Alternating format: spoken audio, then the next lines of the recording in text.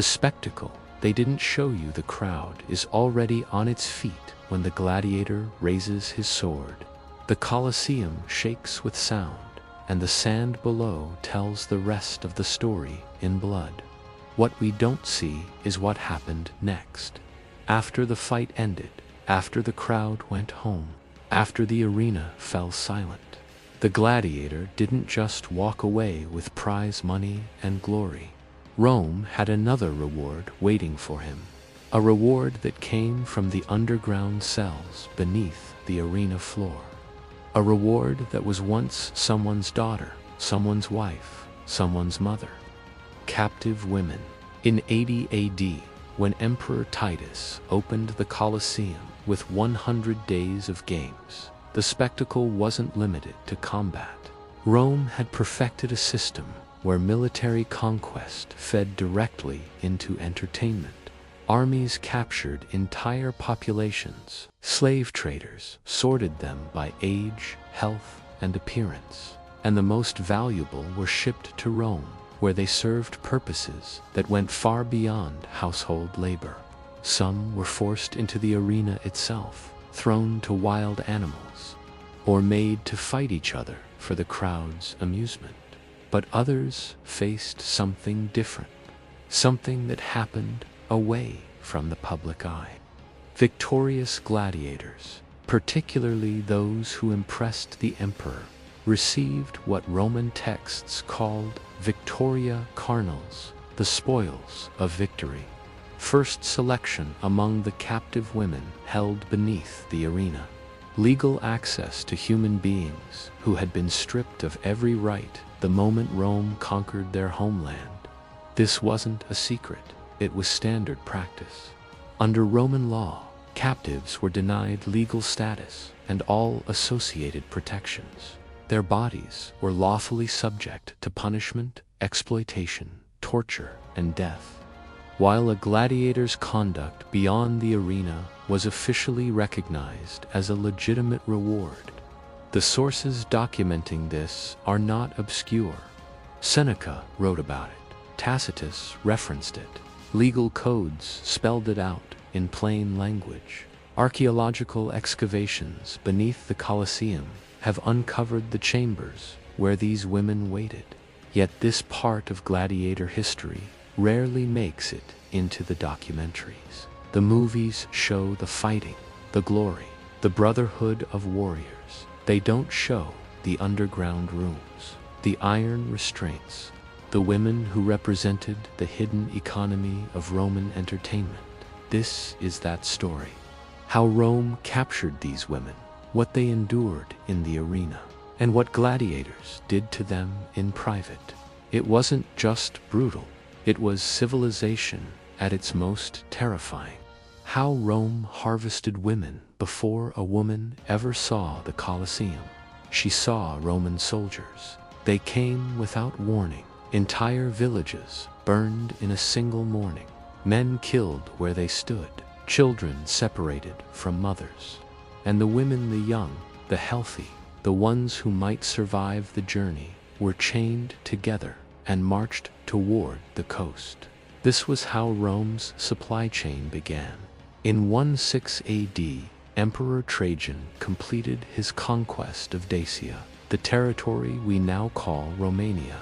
According to the historian Cassius Dio, Rome took 500,000 prisoners from this single campaign, 500,000 human beings stripped from their homeland in less than 2 years. 10,000 captives entered Rome as part of Trajan's triumphal display.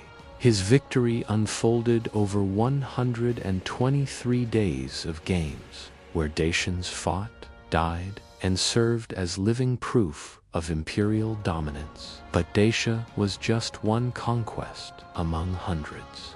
When Rome defeated Epirus in 167 BC, 150,000 people were sold into slavery in a single day. When Julius Caesar conquered Gaul, he reportedly enslaved over 1 million. Every expansion of the empire meant fresh bodies for the markets. And the markets were ruthless. captives arrived at slave trading centers like Delos, which at its peak processed 10,000 human beings per day. Buyers inspected them like livestock. Women were stripped naked, examined for health and appearance. Chalk marks on their feet indicated they were imports. Placards around their necks listed their defects, diseases, disabilities, temperament. The most attractive commanded the highest prices. Roman sources are blunt about this. One ancient writer noted that when selecting female captives for display, traders chose not the strongest or most skilled, but the most beautiful. These women had no control over their destination. Some went to wealthy households. Some went to brothels. Pompeii alone had an estimated 35 brothels, serving a population of just 10,000. Some went to agricultural estates, where conditions were barely better than death. And some went to the gladiator schools. The connection between military conquest and arena entertainment was direct. The same infrastructure that moved grain across the empire moved human beings. The same merchants who traded in silk and spices traded in people. Rome didn't separate its commerce from its cruelty. They were the same system. A woman captured in Syria might find herself in a holding cell beneath the Colosseum within months. Her journey would take her across the Mediterranean, through multiple slave markets, and finally into the underground chambers where Rome stored its living props for the games. She occupied no recognized legal status under Roman law and was formally designated as property. Her owner exercised unrestricted power over her fate, and the legal safeguards of Roman citizenship applied only outside her condition. By the time she reached the arena, she had already been processed by the most efficient system of human trafficking the ancient world had ever seen. What awaited her in Rome would make the journey seem merciful. The arena was hungry, and Rome fed it constantly. Women as public entertainment. The morning sun hit the arena floor. 50,000 Romans filled the seats, eating bread, drinking wine, and placing bets on who would die first. This was the morning session. Before the gladiators fought in the afternoon, Rome offered a different kind of show. Animals are tearing humans apart. The Romans called it damnatio ad bestias, condemnation to beasts. Lions, tigers, leopards, and bears were starved for days, beaten to increase their aggression, then released into the arena where unarmed prisoners waited. Women were not spared. A North African plate discovered by archaeologists depicts exactly this scene. A woman tied to a stake as a bear prepares to attack. This wasn't rare. This was scheduled programming. The condemned were brought into the arena, naked or nearly so, stripped of clothing, dignity, and hope. Some were tied to poles. Others were left to run, chased across the sand while the crowd cheered. The animals, maddened by hunger and noise, rarely took long to finish their work. But death by beast wasn't always quick enough for Roman audiences. They demanded variety, drama, spectacle. So Rome invented something worse: mythological reenactments. Prisoners were forced to play characters from Greek and Roman legends, characters whose stories ended in horrible deaths. A woman might be cast as Dirs, dragged to death by a bull. Another as Pasiphae, subjected to violations too disturbing for historians to describe plainly. These weren't metaphorical performances. The deaths were real. The suffering was real. The crowd watched it happen as entertainment. The poet Martial documented these spectacles during the Colosseum's opening games. He described criminals and captives forced to reenact myths, dying in ways that matched the ancient stories. Rome turned execution into theater. and theater into torture. Women also fought in the arena as gladiators, though rarely by choice.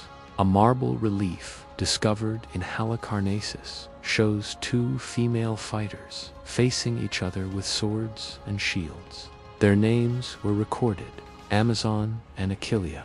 They fought bare-chested, wearing only loincloths and arm guards. The inscription notes they were both granted release after fighting to a draw. These were the lucky ones. Most female gladiators were slaves or prisoners with no choice in the matter. Emperor Domitian reportedly enjoyed watching women fight dwarves for comic effect. Emperor Nero forced women into the arena alongside men during his games. In 63 AD, Suetonius recorded that during Titus's inaugural games, 5,000 animals were killed in a single decim by female fighters. Whether these women volunteered or were forced, the historical record does not say. But given what we know about how Rome acquired its arena performers, the answer seems obvious.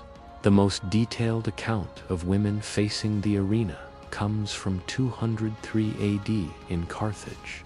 Two young women, Perpetua and Felicitas, were condemned to death for their Christian faith.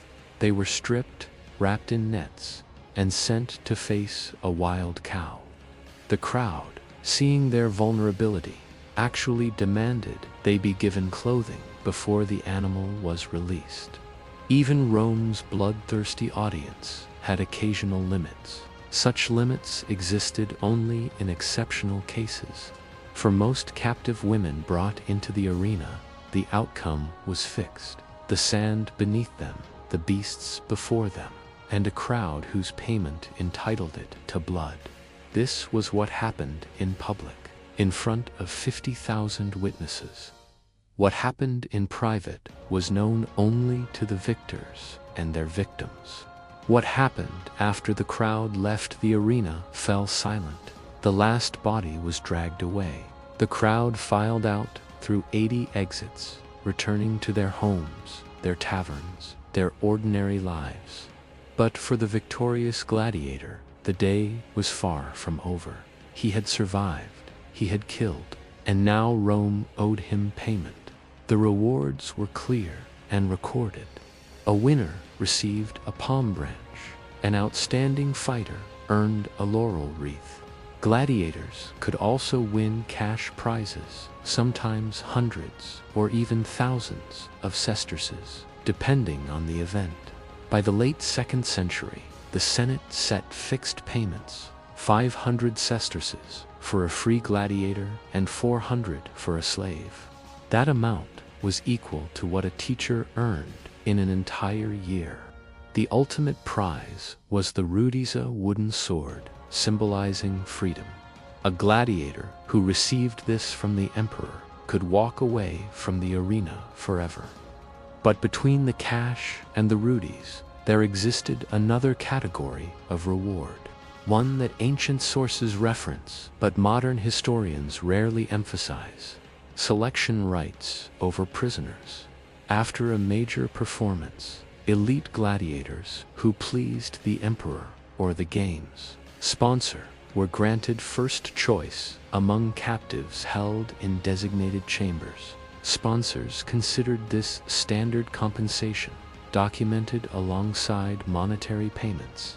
The gladiator occupied a strange position in Roman society. Crowds worshipped him like a celebrity. Graffiti from Pompeii called one fighter the delight and heartthrob of young girls. Wealthy women reportedly bribed guards for private meetings with famous champions. His sweat was sold as an aphrodisiac. His blood was believed to cure diseases. Yet legally, most gladiators remained slaves themselves. They swore an oath, accepting burning, beating, and death by sword if they failed to perform. They lived in barracks under strict discipline. They trained with wooden weapons because owners feared rebellion. This created a peculiar dynamic. The The gladiator was both victim and beneficiary of Rome's exploitation system. He suffered under it, yet he also received its rewards. When he claimed a captive woman, he was exercising the only power Rome allowed him to hold. The women designated for this purpose had been selected specifically. Roman sources indicate that traders and officials chose captives based on appearance rather than strength or skill. They were prepared, cleaned, and held separately from those destined for public execution. What occurred between a gladiator and his assigned captive was entirely unregulated. Owners and sponsors considered this part of the compensation package. The arrangement kept valuable fighters satisfied and motivated for the next performance. This practice connected to broader Roman traditions of treating conquered people as rewards. During triumphal processions, captured royalty marched through Rome in chains before cheering crowds. The Snelda, a Germanic queen, was displayed during Germanicus's celebration. Arsinoe, sister of Cleopatra, walked barefoot in Julius Caesar's triumph. Zenobia, the warrior queen of Palmyra, was paraded covered in golden chains, so heavy she could barely walk. These women represented the highest status captives. Their public humiliation sent a message across the empire: resistance ends in shame. Cleopatra chose suicide specifically to avoid this fate. She understood that capture meant years of degradation. Displayed as a trophy whenever Rome wanted to remind itself of Egyptian defeat. For the nameless captives beneath the Colosseum, there was no poison, no royal tomb. They served their purpose in darkness, rewarding men who had earned Rome's favor through bloodshed. The gladiators took what the empire offered. The captives endured what the empire demanded. Both were trapped inside the same machine. The machine that ate people, one gladiator claiming one captive woman, makes a disturbing story. But Rome operated on a completely different scale. The Colosseum hosted games for over 350 years. During major festivals, dozens of gladiators fought each day. Emperor Trajan's victory celebrations lasted 123 days.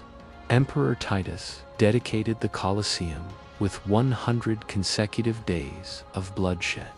These were not exceptions. They were standard imperial practice. Each day of games produced multiple winners. Each winner expected compensation.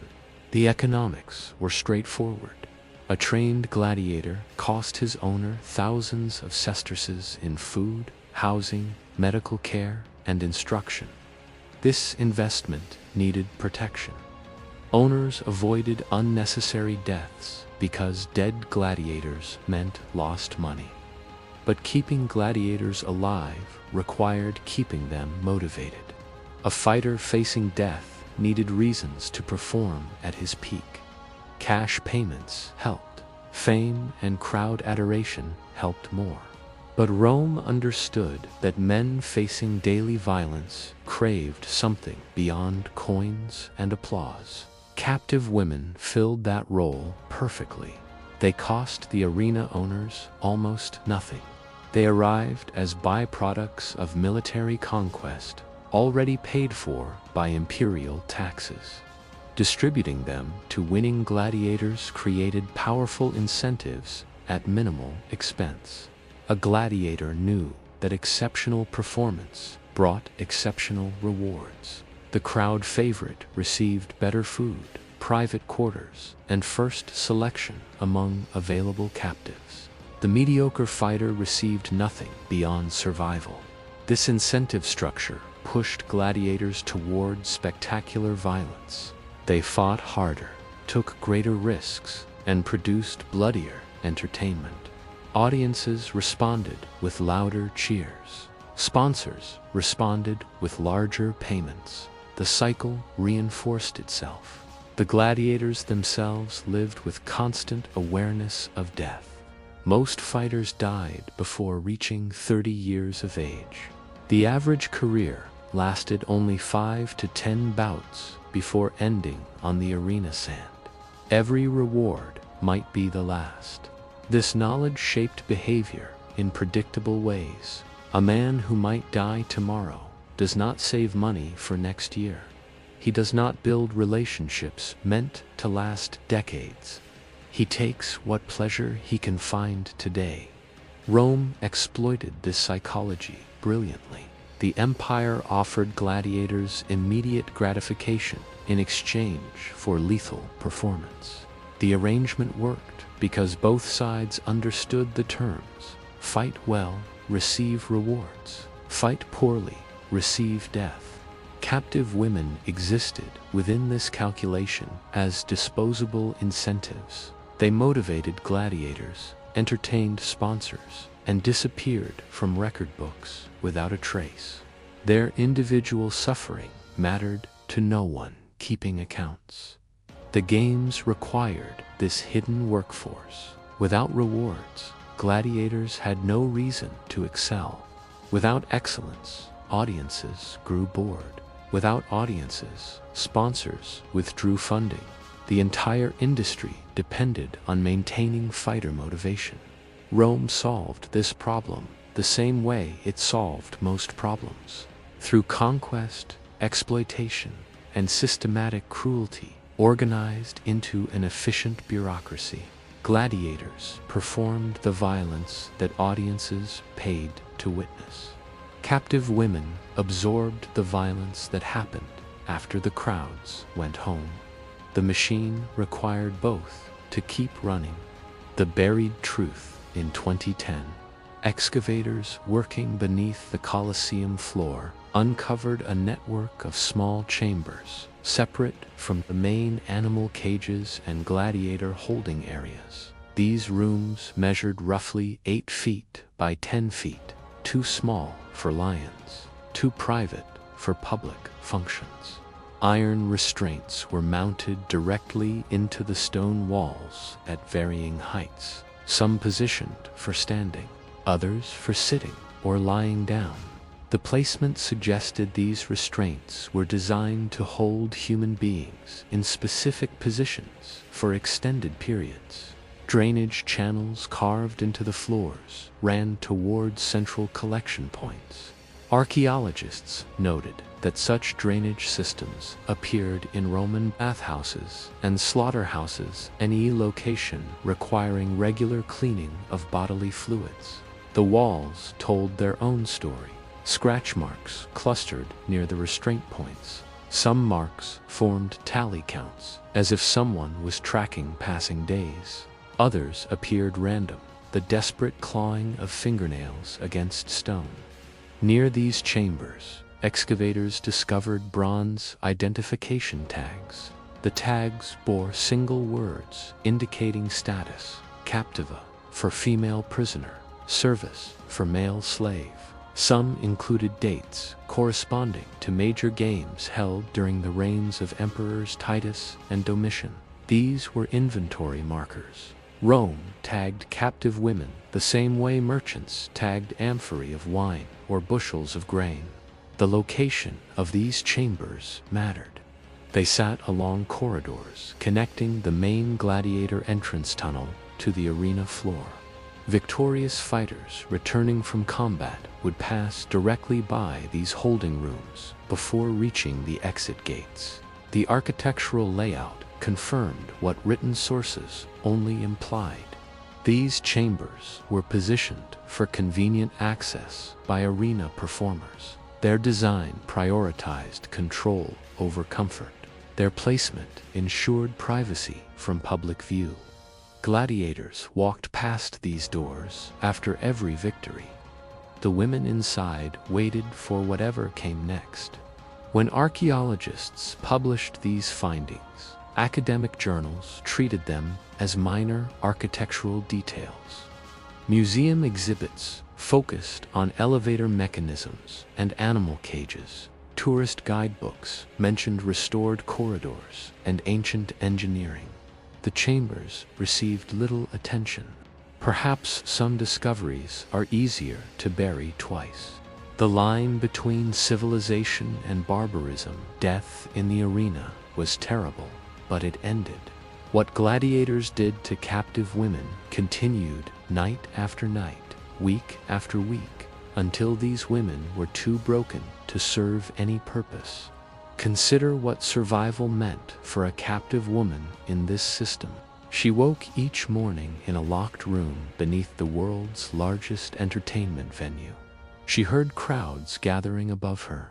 She listened to the roars that signaled death on the sand. She waited to learn which victorious fighter would claim her that evening. She did not know how long this life would continue. No one told her what would happen next. She had no contact with anyone from her past. Her family was either dead or believed she was. Her homeland survived only in her memory, growing weaker with time. Each day brought the same reality.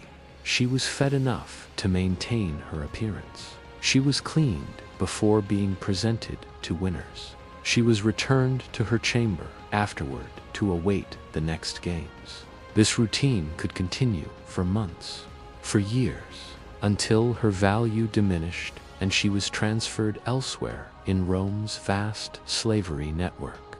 A gladiator facing execution knew his suffering would end within minutes. A captive woman facing this existence knew her suffering had no scheduled conclusion. Roman writers occasionally referenced women who went mad in captivity. Others stopped eating despite forced feeding.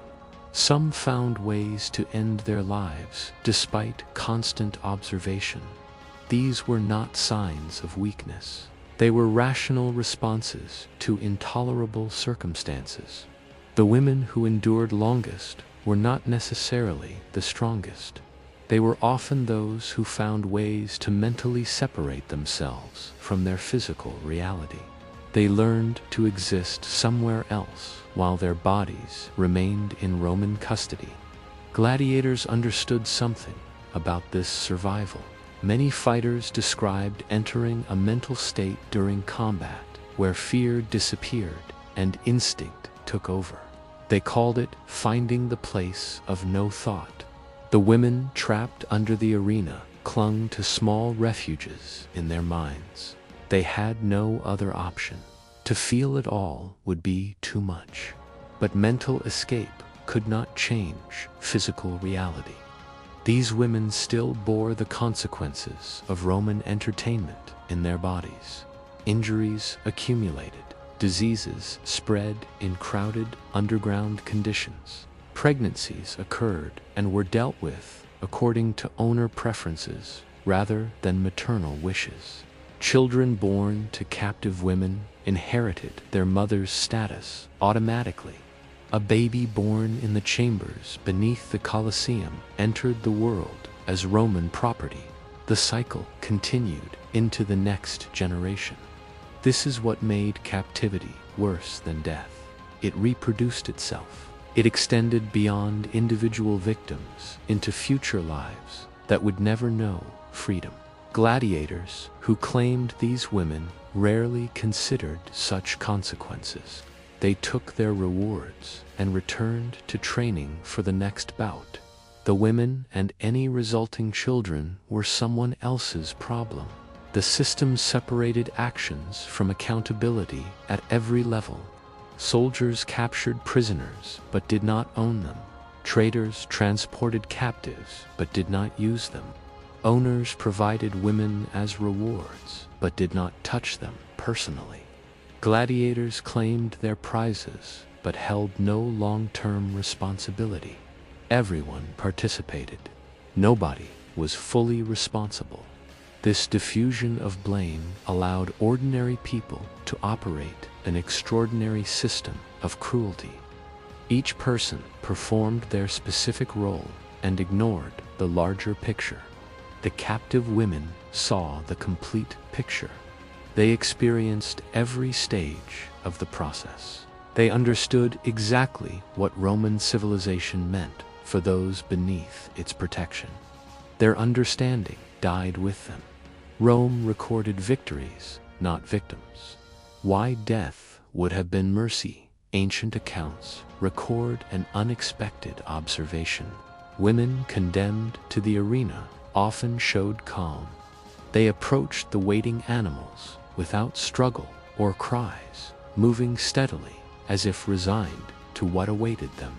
The women held for gladiator rewards behaved differently. They fought against handlers. They refused food. They injured themselves despite constant supervision. They resisted transfer to the chambers with desperate energy they never showed elsewhere.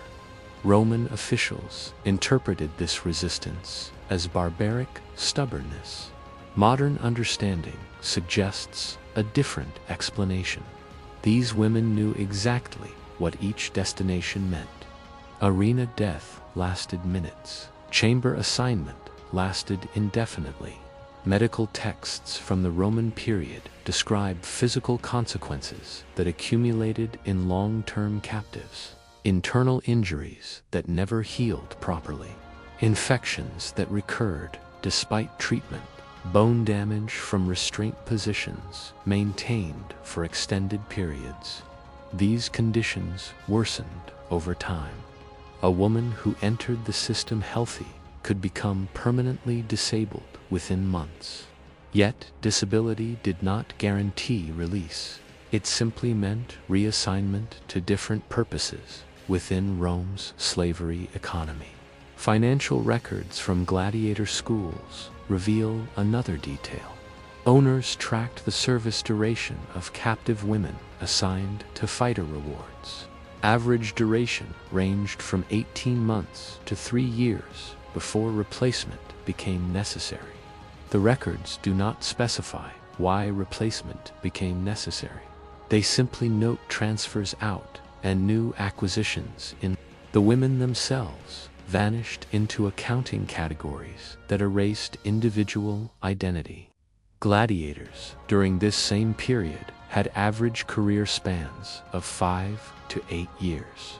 A successful fighter might use dozens of different captive women during his time in the arena. Each woman represented a temporary reward. Each replacement confirmed that the previous woman had reached her limit. The arithmetic tells the story plainly. Gladiators cycled through captive women faster than they cycled through combat opponents. The chambers beneath the arena consumed women more efficiently than the arena consumed fighters.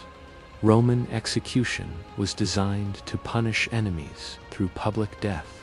Roman captivity was designed to extract maximum use from conquered people until nothing remained worth extracting.